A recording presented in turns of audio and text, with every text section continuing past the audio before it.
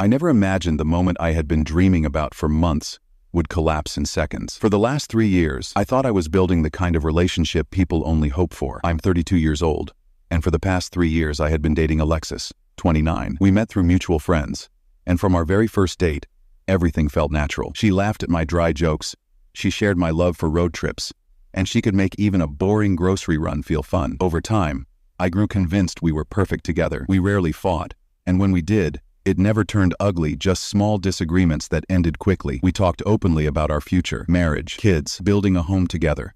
I truly believed we were aligned. Her family and I also got along better than I expected. They welcomed me warmly, and over the years, I felt like I belonged. Out of all of them, her younger sister Maddie and I became especially close. She often joked that I was the older brother she never had, and we shared a sense of humor that clicked. It always made me feel even more secure about where things were headed.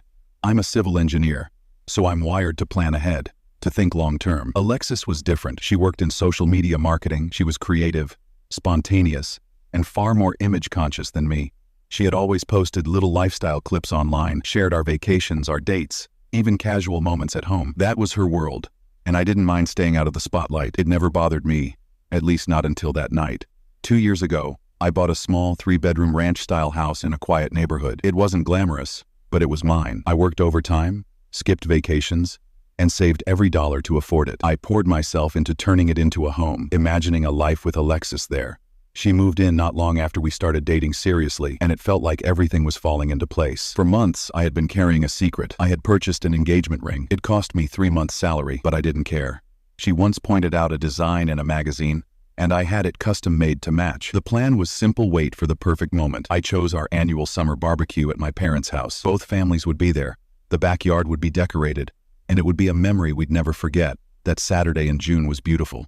Clear skies, warm breeze, string lights hung across the yard. About 30 people gathered: friends, cousins, parents. The energy was light, cheerful, exactly what I had pictured. As usual, I manned the grill, cooking burgers and steaks while sneaking glances at Alexis mingling with her friends. Every so often, I touched the small velvet box in my pocket, reassuring myself it was still there. I rehearsed my proposal speech in my head as I flipped burgers, nervous but excited. Alexis, true to form, was bouncing from group to group, phone always in hand.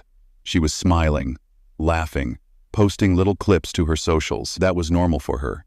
Nothing out of the ordinary. I wasn't concerned. Then my cousin Jay walked over to grab a beer. He looked uncomfortable, like he didn't know how to say something. "Hey, have you seen Alexis's latest TikTok?" he asked. I shook my head. "No, why?" He hesitated. Maybe you should check it out." At first, I brushed it off. The grill needed my attention, and Alexis posting silly videos was nothing new. But the way he said it stuck in my mind. Eventually, I passed the tongs to my dad and pulled out my phone. I didn't use TikTok much, but I had the app just so I could keep an eye on Alexis's posts occasionally. Her most recent video was less than an hour old and already buzzing with comments. When I tapped on it, I felt my stomach twist. The video itself seemed harmless. Alexis dancing with a couple of her friends, following some trending routine. But it was the caption that shattered me. "Girls' day out while my practice husband mans the grill. Relationship, practice, first marriage." For a second, I thought maybe I misread it. But then I saw the comments, and each one hit harder than the last. "He's giving test run vibes. Starter husband doesn't even know." Imagine thinking you're endgame when you're just the tutorial. And worst of all, her own friends were in the comments, egging it on, laughing, adding more fuel. I froze. My hands shook so badly I nearly dropped the phone. My chest felt heavy, like someone had knocked the wind out of me. I looked up and spotted Alexis sitting with those same friends, all of them laughing and scrolling through her phone. At that moment, everything inside me cracked. 3 years together, countless shared memories, deep talks about the future, and now I was reduced to a joke, a temporary stand-in, a practice husband for her audience. I reached into my pocket, feeling the outline of the ring box. The proposal I had planned so carefully now felt like the cruelest punchline to a joke I didn't know I was part of. Quietly, I set the ring box down on the small side table next to the grill, handed my dad the towel, and without a word to anyone, I walked out. I got in my car and drove away from the house, the laughter and music fading behind me. I didn't stop driving until the glow of my parents' backyard lights was far behind me.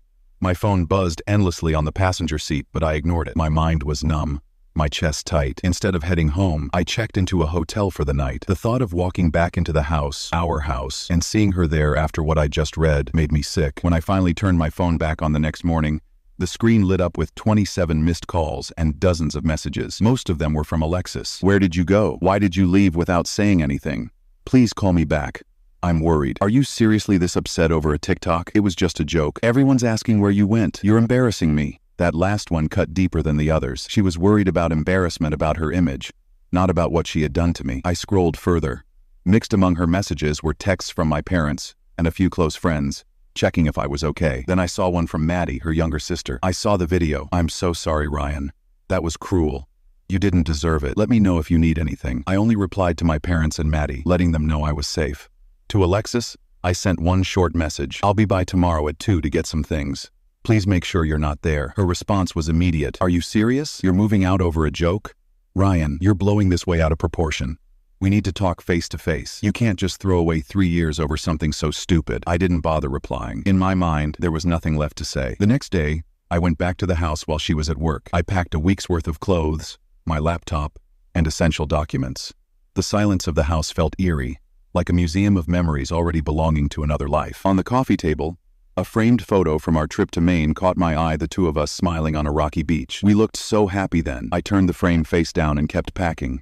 For the next week, I stayed at the hotel and tried to clear my head. I hiked in state parks, took long drives, and kept my phone on silent most of the time. Alexis's messages alternated between desperate apologies and angry accusations. You're being childish. Please come home so we can fix this. I can't believe you're doing this to me. It was just content. Why are you punishing me like this? Every new message only confirmed what I already knew. She didn't truly understand what she had done. Then Maddie reached out again. I know you don't want to hear about Alexis, but she's been telling people you're just throwing a tantrum and will be back soon.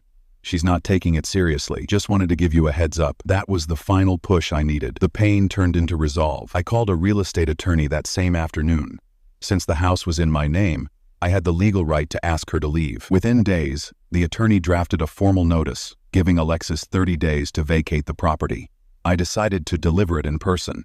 When I pulled into the driveway, her car was there along with another one I didn't recognize. I knocked, suddenly feeling like a stranger at my own door. Alexis answered, eyes widening in surprise. Relief flashed across her face. Ryan, she breathed.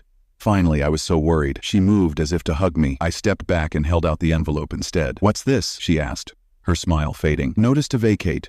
You have 30 days. Her face went pale. You can't be serious. I've never been more serious. Over a stupid TikTok? You're going to throw away everything we built because of a joke? I let out a humorless laugh. A joke? Is that what you call it? You called me your practice husband. You let your friends mock me in public. Were you ever going to tell me that's how you really saw me? Or was I supposed to figure it out after the divorce? She opened her mouth, but before she could respond, one of her friends, the same one from the TikTok video, appeared behind her. Should I go? She asked awkwardly. No, I said firmly. I'm just dropping this off. Alexis's voice turned sharp. You got a lawyer involved? Are you kidding me? I'm not discussing this further, I said, already turning to leave. You have 30 days. She grabbed my arm, eyes wide and desperate. Ryan, please. It was a stupid mistake. I wasn't thinking. Let's just talk about this. I gently pulled her hand away. There's nothing to talk about.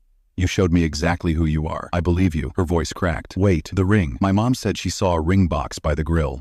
Were you going to